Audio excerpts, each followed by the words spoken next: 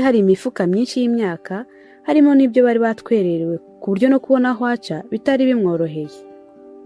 Yagerageje kubyegeranyiriza uruhande rumwe, habonekamo akanya gato, nuko asasa imwe mu mifuka yasanze aho aba ari yo agira igodora. Amaze gusa n'utuza, yatangiye gusubiza inyuma ibitekerezo, yibuka ko yakundanye n'uwo musore nyuma yo kwanga gukomezanya n'uwo bari bari kumwe bapfa imyitwarire mibi. Uwo yari yarabenze yari yaramuhoye ko ngo yajyaga amuca inyuma, nuko asanga uwo yibwiraga ko ari intama izi zitajya zikoma n'isazi, nawe ntakamenye ko yarabaye nka wa wundi wirukana umugore uguguna igufwa akazana urimira bunguri. Tubahaye ikaze. Iki ni igice cya 5 cy'inkuru yitwa Nyuma y'ubukwe. Ubushize twagarukiye aho Kirezi yarahisemo kurara ukubiri n'umugabo we bitewe n'ikibazo bari bagiranye, kuko Kirezi yamenye ko uwo mugabo cyangwa se uwo yarazi ko ari umusore afite abana. Rero yari yananiwe kubyihanganira, ahitamo kurara ukubiri n'umugabo we ngo babanze bacoce icyo kibazo bari bafitanye. Rero tugiye kumva ibyakurikiye ibyo ngibyo. Gusa niba utarakora subscribe bikore, hanyuma numara kubikora uhite wumva inkuru. Wowe wayikozeho by'umwihariko turagushimiye, kandi komeza kuryoherwa n'ibyo tugutegurira umunsi ku wundi. Nk'uko umugabo we yari yabivuze, icyumba cy'abashyitsi cyari kirimo uwo mukobwa w'inshuti ya Kirezi. Nawe rero kuko atifuza ko hari uwamenya ko ari ay'ukubiri n'umugabo we, yahisemo kujya kurara mu cyumba cyabikwagamo imyaka. Hari imifuka myinshi y'imyaka, harimo n'ibyo bari batwererewe ku buryo no kubona aho aca bitari bimworoheye. Yagerageje kubyegeranyiriza uruhande rumwe, habonekamo akanya gato, nuko asasa imwe mu mifuka yasanze aho aba ari yo agira igodora. Amaze gusa n'utuza, yatangiye gusubiza inyuma ibitekerezo, yibuka ko yakundanye n'uwo musore nyuma yo kwanga gukomezanya n'uwo bari bari kumwe bapfa imyitwarire mibi. Uwo yari yarabenze yari yaramuhoye ko ngo yajyaga amuca inyuma, nuko asanga uwo yibwiraga ko ari intama izi zitajya zikoma n'isazi, nawe ntakamenye ko yarabaye nka wa wundi wirukana umugore uguguna igufwa akazana urimira bunguri. Yibutse indahiro we n'umugabo we bari bagiranye mu minsi yari yabanjirije ubukwe bwabo, aho yari yabwiye umugabo we ati: nshuti kandi muvandimwe nkunda, nizera ko njye nawe ubuzima tugiye kubamo buzaba ari ubuzima bwiza, kuko ngukunda kandi nawe ukaba unkunda. Ubwiza bw'urugo rwacu ntibuzashingira ku ngano y'amafaranga cyangwa ibindi bintu bibarirwa mu mafaranga tuzaba dutunze, ahubwo ntekereza ko ruzaba rwubakiye ku rukundo ndetse n'ubucuti dufitanye. Ibyo byombi uzankundire bizaba ari wo murunga tuzubakisha urugo rwacu. Nzakubaha nk'umugabo wanjye mu gihe uzaba ubasha kuzuza inshingano zawe, kandi nzanakubaha umunsi hari ibizaba bitagenda neza mu rugo rwacu. Nzakubaha urwaye kandi nkubahe mu gihe uri muzima. Nzakubera umugore umwe uzajya utuma ukumva urugo rwawe. Sinzagutera agahinda rukundo rwanjye. Nawe nyumvira ibyo yari yarasezeranyije umugabo we ubihuze n'ibyari biri kuba. Nta mahuriro na mato byari bifitanye. Kirezi yarebye icyo cyumba yari arimo, areba aho yari aryamye, maze aravuga ati: ubu nibwo buzima nibwiraga ko buzaba ari bwiza. Mbega amarangamutima ngo aranshuka nkahubuka nibwira ko mfashe umwanzuro mwiza. Ku munsi w'ubukwe ndaranye n'imyaka koko. Umugabo we nubwo yari yakoze amakosa, ntabwo yifuzaga ko urugo rwabo rusenyuka, ari nayo mpamvu nubwo bitari byoroshye yubashye umwanzuro umugore we yarafashe wo kurara ukubiri nawe. Ntabwo byari byoroshye, ariko yaragerageje araryama. Burya muri twe haba harimo icyo nakwita imitimanama ibiri. Umwe utwereka ko umwanzuro runaka twafashe cyangwa tugiye gufata ari mwiza, naho undi ukatwereka ko kuba twakoze icyo kintu cyangwa dushaka kugikora ari amakosa. Icyo gihe rero bamwe tubura amahitamo, tugatangira kwibaza niba umwanzuro twafashe cyangwa dushaka gufata ari wo tugomba cyangwa twagombaga gufata. Nubwo Minani yari yahisemo kumvira umugore wamusabaga kurara ukubiri nawe, yasigaye mu cyumba cye n'umugore we yishinje ko nta mugabo murimo, ko yari guhitamo byibura umugore we akaba ari uraraho, wenda we akaba yarara yicaye ku rubaraza, aho kugira ngo umugore we arara byigana n'umushyitsi wari warayaho. Yaje gusanga nubwo yatinze gufata uwo mwanzuro ari we akwiye gufata, maze arabyuka ajya kureba aho umugore we yarari. We yatekerezaga ko wenda umugore we yararanye n'umushyitsi. yambaye imyenda y'ijoro arabyuka ajya gushaka umugore we. Ubundi busanzwe mu nzu nk'iyo yarawemo n'abageni akenshi nta bantu bandi bakunda kwiraramo, ariko bitewe n'uko uwo mukobwa ugomba kuzatinyisha Kirezi nta handi yari kubona arara mu buryo bworoshye, bahisemo kumucumbikira nubwo nyine byumvikana ko bitari bikwiye. Yakomanze kuri icyo cyumba, ariko uwo mukobwa yari ari muri nini kandi koko birumvikana kuko yari yaraye akoze imirimo myinshi itandukanye. Yarongera akomanga, Cyizere nawe ahita akanguka ndetse aza kureba n'uwari umukomangiye. Uwo mukobwa wari uje gukingurira Minani yari umwe mu nshuti Kirezi yafataga nk'inkoramutima ze. Ntacyo Kirezi yajyaga amuhisha, kandi n'uwo mukobwa si byinshi yamuhishaga. Na Minani yari azi uwo mukobwa ndetse anazi icyo asobanuye mu buzima bwa Kirezi. Cyizere akinguye afite iroro, atungurwa no kubona ari Minani umukomangiye. Agiye kumubaza uko bigenze, Minani yahise amubwira ati wamumbwira akaza nkagira icyo mubwira. Uwo mukobwa yabaye nk'utumva icyo Minani yarimo amubwira, maze Minani aramubwira ati mbwirira Kirezi aze amubwire. Cyizere yahise agwa mu kantu kuko atumvishaga neza niba ibyo umugabo w'inshuti yarimo avuga ari ukuri. Yabanje gukeka ko atangiye nawe kujya arota akanuye, ariko mu by'ukuri ntabwo yari arimo arota, ahubwo ibyo yabonaga akanumva byari ukuri. Kirezi yari yaraye kubiri n'umugabo we.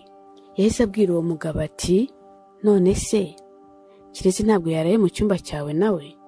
Minani yahise yumva ko umugore we atari aho yaraye, atangira kumushakira mu byumba bitandukanye, yewe no mu gikoni arebamo, ari nako Cyizere amubaza ati byagenze bite kutambwira? Kubera ko Minani yari asanzwe azi ko uwo mukobwa ari inshuti y'umugore we, yahise amubwira muri make ikibazo we n'umugore we bafitanye. Yaramubwiye ati hari ibyo jye n'umugore wanjye tutari kumvikana, rero yahisemo kurara ukubiri nanjye, ariko nje kumusaba ngo byibura azarare mu cyumba cye, yewe wenda ndareba aho ndara. Burya nta cyumvikana nk'ijwi rya nijoro. Kirezi wari usinziriye yakanguwe n'ayo majwi, harimo n'iry'umugabo we. Yateze amatwi ngo yumve ibyo bari kuganira, ariko ntabwo yabyumvaga neza. Yahise rero ava muri icyo cyumba yari arimo, aza aje kureba umuntu bari kuvugana. Ubwo ariko Minani na Cyizere bo bari bakomeje kuganira kuri icyo kibazo. Cyizere yaje kubwira Minani ati Mina, njye ntabwo ndi kubyumva, ariko ubwo si icyo kintu mwapfuye cyatumye murara ukubiri ku munsi w'ubukwe mu by'ukuri ni ikihe? Ntabwo nifuza kumenya icyo ari cyo, ariko mfite amatsiko yo kumenya uburemere bw'icyo kintu cyatumye mutabasha kwihangana ngo muzakiganireho, cyangwa ngo mugicoce ariko mudahisemo kurara ukubiri ku munsi w'ubukwe bwanyu. Bakiri aho, Kirezi yabatungutseho asanga Minani ahagaze imbere y'uwo mukobwa, uwo mukobwa akenyeye igitenge. Kirezi yaje gake gake, nuko bamubonye baba baracecetse, nubwo batarimo bavuga ibibi, ahubwo bamuhanga amaso. Ageze iruhande rwabo yarababwiye ati ko mudakomeje ngo muvuge se, ndabarogoye. Minani na Cyizere bahise barebana nk'abatiyumvisha impamvu uwo mukobwa avuze atyo, ariko ahita ababwira ati ko buri wese aba afite uburenganzira bwo gufata umwanzuro wose ashaka, kuki abandi biha kuganiraho nk'aho nabo ubu bareba? Niko Cyize, kuko mu by'ukuri ubu ikibazo cyanjye kikurebaho iki? Cyizere yahise amubwira ati ngo ishyikire, ngo ikibazo cyawe kindebaho iki koko? Ubwo nta soni ibyo biguteye? Niba nta nazo, umenye ko njye binteye isoni. Kire, ntewe isoni no kubona abantu nk'amwe twafataga nk'intangarugero mu bijyanye n'urukundo murara ukubiri ku munsi w'ubukwe bwanyu.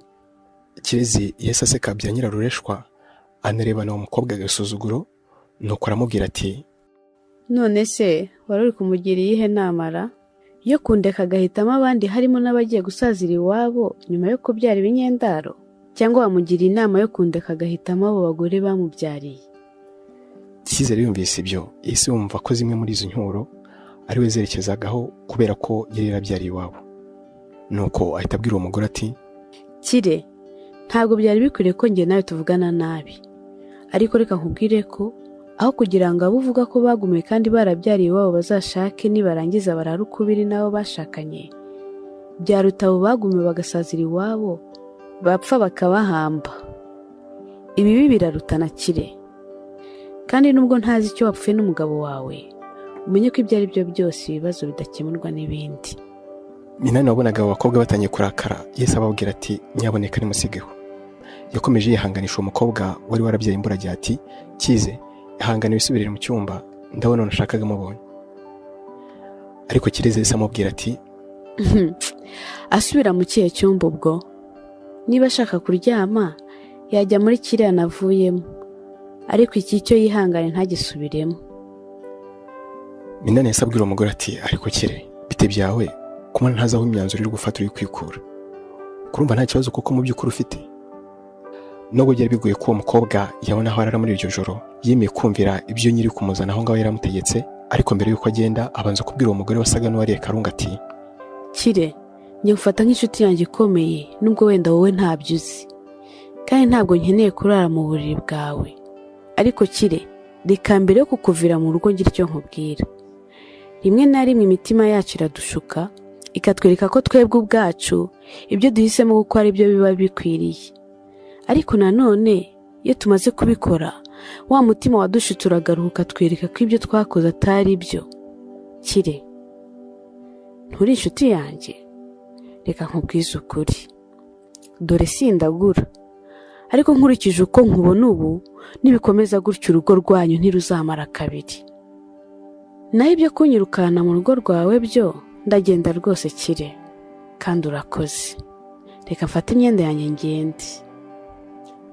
Minani wari ufite inshingano zo kurinda uwo mugore yagerageje kumwinginga ngo areke kugenda mu ijoro, ariko Cyizere nawe yari yafashe umwanzuro. Minani rero yahise abwira umugore we ati ariko Kire, kuki uri gukomeza uhubuka bene aka kageni? Ubu koko urabona ibyo uri gukora ari byo? Ubu se urirukana inshuti yawe muri iri joro ngo igihe? Icyakora Kirezi ntabwo ibyo yabwirwaga byumvise, ari nayo mpamvu ubwo abonaga uwo mukobwa ari gutinda kuvaho yakomanze ku muryango w'icyo cyumba, ari nakamubwira ati kudasohoka uri bubiki? Gusa umukobwa barimo basohora yari mu nzira asohoka. Yarasohotse ariko agiye kugenda abwira umugabo w'inshuti ati itoze gukomera kuko bizaguha ubushobozi bwo koroshya ibikomeye. Arangije avaho ajya gushaka aho arara. Urugo rw'abageni rwo rukomeje guhura n'ibibazo by'ingutu.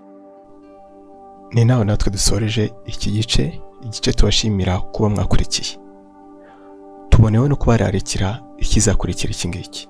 Hanyuma niba utarakora subscribe bikore, kuko bizatuma nidushyiraho icyo gice uzahita ubimenyeshwa muri notification. Noneho usigwe n'akanze kora ku kantu kameze nk'inzogera kari aho hasi hafi y'ahanditse subscribe. Mwakoze rero, naho ubutaha, kandi turabakunda, turanabashimira inkunga mudutera ariyo gukurikira ibyo dukora.